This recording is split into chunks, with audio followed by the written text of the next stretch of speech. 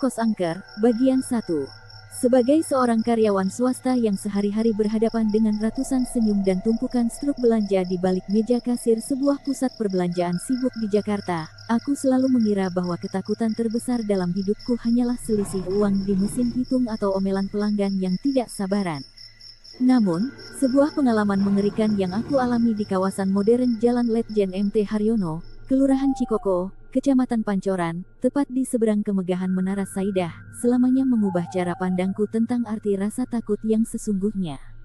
Di balik hiruk-pikuk lampu metropolitan Jakarta Selatan, keputusanku dan adikku, Yogi, untuk menyewa sebuah kamar kos fasilitas lengkap dengan harga miring Rp1.000.000 per bulan justru menjadi awal dari tragedi yang menyeret kami ke dalam rangkaian teror gaib tak kasat mata yang hingga hari ini masih membekas begitu jelas dan mustahil bisa kulupakan seumur hidup. Jika melihat lokasi tersebut, siapapun pasti akan menganggapnya sebagai kawasan yang modern, sibuk, dan hampir tidak pernah sepi dari lalu lalang kendaraan maupun aktivitas masyarakat. Gedung-gedung tinggi berdiri megah di setiap sudut, lampu kota menyala sepanjang malam, dan kehidupan terasa berjalan begitu normal. Karena itulah aku sempat berpikir bahwa tempat seperti itu tentu bukan lokasi yang cocok bagi makhluk halus untuk berdiam diri. Namun, dugaan itu ternyata keliru. Justru di balik hiruk-pikuk kota metropolitan tersebut, aku mengalami sesuatu yang jauh lebih menyeramkan daripada yang pernah kubayangkan. Sekitar 2 bulan yang lalu, adikku yang bernama Yogi sempat menghilang tanpa jejak selama beberapa waktu. Sampai sekarang aku masih yakin bahwa kejadian mengerikan itu memiliki hubungan dengan kamar kos yang kami sewa. Awalnya semua tampak biasa saja. Aku dan Yogi menemukan iklan kamar indekos tersebut melalui internet dengan harga yang sangat murah, hanya Rp1.000.000 per bulan. Harga itu benar-benar menggiurkan, apalagi fasilitas yang ditawarkan sangat lengkap. Di dalam kamar sudah tersedia pendingin ruangan, kamar mandi pribadi, tempat tidur, dan berbagai perlengkapan lain yang biasanya hanya ditemukan di kos dengan harga jauh lebih mahal. Di Jakarta, mendapatkan kamar kos sebagus itu dengan harga semurah itu benar-benar sangat jarang. Tanpa sedikit pun merasa curiga, aku dan Yogi sepakat untuk langsung menyewanya. Kamar yang kami pilih berada di lantai 2, tepat di seberang Menara Saidah, bangunan yang tentu sudah sangat dikenal oleh warga Jakarta karena bentuknya yang begitu ikonik. Ketika pertama kali memasuki area kos tersebut, suasananya terasa sangat sunyi. Di bangunan itu terdapat 6 kamar, tetapi anehnya tidak satu pun terlihat berpenghuni. Lorongnya bersih, lampu-lampunya menyala dengan baik, namun tidak terdengar suara televisi, percakapan, ataupun aktivitas penghuni lain sebagaimana lazimnya sebuah rumah kos. Aku dan Yogi akhirnya memilih kamar nomor 1 agar lebih dekat dengan tangga sehingga lebih mudah keluar masuk. Kondisi kamar yang kami sewa benar-benar di luar dugaan. Seluruh perabotan masih terlihat bagus dan tertata rapi. Di dalamnya terdapat kasur empuk lengkap dengan bantal dan selimut yang masih bersih, sebuah lemari pakaian, meja kerja, hingga kompor kecil untuk memasak. Dinding kamar dicat putih bersih seolah baru selesai direnovasi beberapa bulan sebelumnya. Kamar mandinya juga sangat bersih, harum, dan sama sekali tidak menunjukkan kesan lembab ataupun tua. Semua itu membuatku semakin heran karena kos dengan kondisi sebagus itu justru kosong melompong tanpa penghuni. Semakin lama kupikirkan, semakin banyak pertanyaan bermunculan di kepalaku. Mengapa tidak ada seorang pun yang tertarik tinggal di tempat sebagus ini? Mengapa pemiliknya memasang harga yang begitu murah di tengah kawasan Jakarta Selatan yang terkenal mahal? Sebagai seorang karyawan dengan penghasilan pas-pasan, tentu saja aku merasa sangat beruntung mendapatkan tempat tinggal seperti itu. Namun di balik rasa syukur tersebut, ada sedikit rasa heran yang sesekali muncul, meski saat itu aku sama sekali tidak menyangka bahwa keanehan itu akan menjadi awal dari rangkaian peristiwa yang mengubah hidupku. Malam pertama kami tinggal di kamar kos berjalan sangat menyenangkan. Setelah selesai membereskan barang-barang, aku dan Yogi menghabiskan waktu bermain game online bersama sambil sesekali bercanda. Kami tertawa, saling mengejek ketika kalah, lalu akhirnya tertidur karena kelelahan tanpa sedikit pun memikirkan hal-hal aneh yang mungkin tersembunyi di balik bangunan tua itu. Kejanggalan pertama mulai terjadi ketika di tengah malam aku tiba-tiba terbangun karena mendengar suara lirih seorang wanita yang terdengar seperti sedang meminta tolong. Suaranya samar, namun cukup jelas untuk membuat bulu kudukku berdiri. Dengan tubuh yang masih limbung karena baru bangun tidur, aku perlahan bangkit dari kasur dan berjalan menuju pintu kamar. Tanganku menggenggam gagang pintu dengan hati-hati sebelum membukanya sedikit demi sedikit.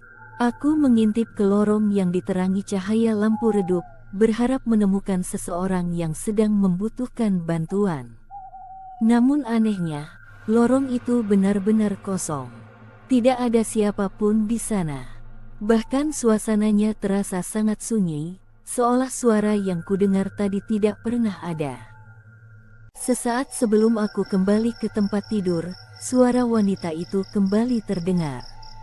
Kali ini nadanya lebih keras, seperti seseorang yang sedang berteriak meminta pertolongan dengan penuh keputusasaan. Suara itu ternyata terdengar juga oleh Yogi, yang akhirnya membuat Yogi ikut terbangun dari tidurnya. Yogi menegakkan tubuhnya di atas kasur sambil mengucek kedua mata yang masih dipenuhi rasa kantuk. Wajahnya tampak bingung, sementara pandangannya langsung tertuju kepadaku yang masih berdiri di dekat pintu.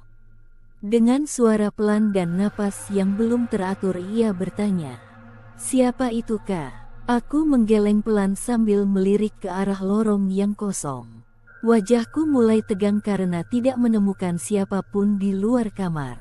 Dengan nada pelan namun serius aku menjawab, "Gua nggak tahu. Tadi gua udah cek tapi nggak ada orang." Raut wajah Yogi langsung berubah pucat. Ia spontan meraih lenganku erat-erat seolah mencari perlindungan. Bibirnya bergetar ketika berbisik, "Duh, jangan-jangan itu setan, Kak." Yang aneh lagi, meskipun kami semua terbangun dan sudah sadar sepenuhnya dari rasa kantuk, suara wanita itu tidak juga berhenti. Teriakannya terus menggema di lorong bangunan kos seolah benar-benar ada seseorang yang sedang mengalami musibah. Saking penasarannya, sekali lagi aku memberanikan diri keluar untuk memeriksa keadaan. Aku menyusuri lorong perlahan hingga menuju area tangga. Saat itulah aku melihat sekelebat sosok seorang wanita dari belakang. Rambutnya panjang tergerai menutupi sebagian tubuhnya. Ia berlari keluar dari kompleks kos dengan langkah yang sangat cepat sambil tertawa terbahak-bahak. Tawanya menggema di tengah malam yang sunyi. Saat itu aku mencoba berpikir logis karena masa itu sedang viral-viralnya konten perang. Mungkin saja perempuan itu sedang membuat konten video iseng atau mungkin juga memang orang yang mengalami gangguan jiwa. Aku mengembuskan napas panjang sambil mengusap tengkuk yang mulai dipenuhi keringat dingin. Dengan nada kesal aku berkata kepada Yogi, "Sialan, kayaknya kita dikerjain orang gila, Yok." Yogi menghela napas panjang sambil mengusap wajahnya yang masih mengantuk. Ia melirik jam di layar ponselnya lalu menggeleng pelan sebelum berkata dengan nada lelah, "Ya Tuhan, ini jam 2 malam. Ada aja orang yang iseng. Udah Kak, tidur lagi aja. Besok gua harus kuliah." Aku akhirnya mengunci pintu kamar kembali lalu mematikan lampu. Berusaha mengusir rasa takut juga sedikit rasa kesal, aku memaksakan diri berbaring di atas kasur sambil memejamkan mata. Namun belum lama mencoba tidur, tiba-tiba tercium aroma yang sangat asing memenuhi ruangan. Wanginya lembut, menyerupai bau daun pandan yang baru dipetik. Anehnya, aroma itu semakin lama semakin kuat hingga memenuhi seluruh kamar yang lama-kelamaan mirip harum aroma kue pandan. Rasa penasaranku akhirnya mengalahkan rasa kantuk.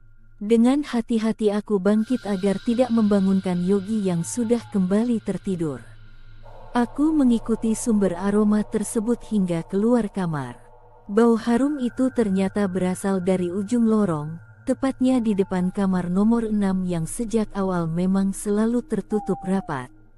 Ketika aku mendekat, kulihat ada setumpuk daun pandan segar tergeletak begitu saja di depan beranda kamar tersebut. Pemandangan itu membuatku semakin bingung. Siapa yang menaruh daun pandan di tempat seperti ini pada tengah malam? Saat aku hendak mengambilnya, tiba-tiba seseorang memanggilku dari bawah. Aku spontan menoleh ke arah suara itu. Di halaman kos kulihat sosok Yogi berdiri sambil mendongakkan kepala ke arahku. Ia melambaikan tangan dengan wajah yang tampak biasa saja. Dengan nada heran aku bertanya, "Lo kok lo bangun, Yok, ngapain lo di bawah?" Yogi tersenyum tipis sambil memasukkan kedua tangan ke dalam saku celananya. Dengan nada santai ia menjawab, "Aku lapar, Kak, nyari nasi goreng yuk."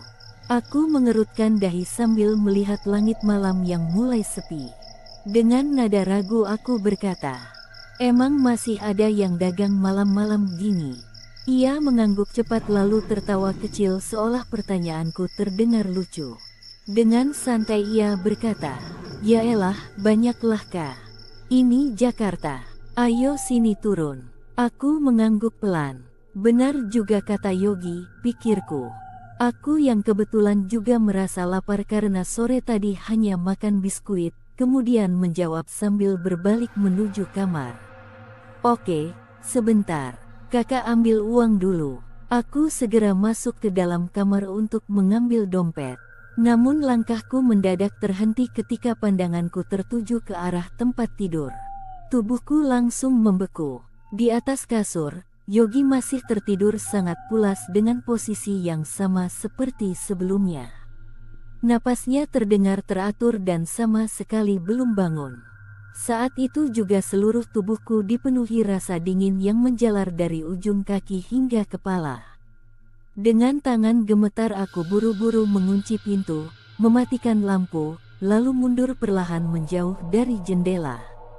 Napasku mulai memburu, keringat dingin bercucuran membasahi dahiku.